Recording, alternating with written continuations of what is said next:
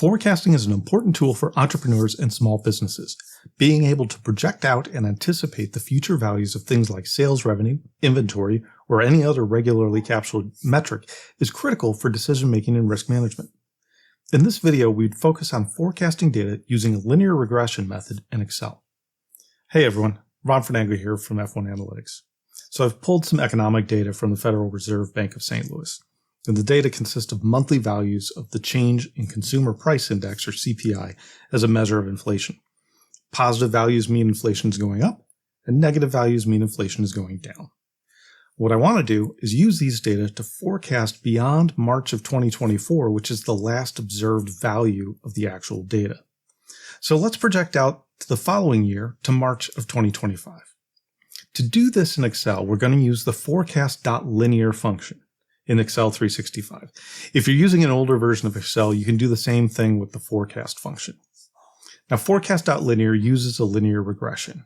And what that linear regression does is fit a straight line to the data that reduces the overall size of the monthly deviations from the trend line. So we're minimizing the error in the prediction. It's important to note that the linear trend ignores things like seasonality or cyclical patterns in the data. So it's just going to fit a straight line, and our projection is going to be basically the end of that straight line out past the end of this series here. So the FORECAST.LINEAR function takes the following form. FORECAST.LINEAR, and there are three arguments. The first argument is x, then the known y's, and then the known x's. And so here we're dealing with x's and y's, or inputs or outcomes respectively. The x's, or the inputs, are the observed dates in column A representing time, and the y's or outputs are the monthly change in the CPI, or in column B. I'll add the FORECAST.LINEAR function to cell 293 and add in the following values. So we'll start here at C293.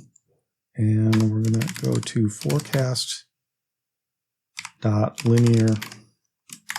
And the first argument is our x. So what is the value of x, or the input, the time, that we want to predict a value of CPI change for? And so that's going to be cell A293.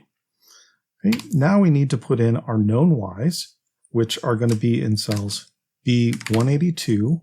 And we'll fix that using F4. To cell B292. And again, we'll fix that as well. And we fix these so that as the projections are being made, we're using the same background data to create those projections. Now we need to move on to the known x's, which again are the observed dates that are in the A column. And so we're going to use cells A182 to cell A292. And that gives us our projection for April of 2024. That's the first month that we're projecting out for. Now what we can do is we can flash fill this down to the rest of the series. And on the graph, you can see where the forecasted values are on the right end of the trend line. Okay, now what I want to do is to illustrate the linear nature of the FORECAST.LINEAR function. Just so that we can do that, what I'm going to do is I'm going to select the data series, the observed data series, the actual data series here. And what you'll see then is I'm going to add a trend line, which will be a linear trend line. And you can see that that trend line here lines up perfectly with the projections we just obtained from our linear forecast. And that covers the introduction to linear forecasting in Excel.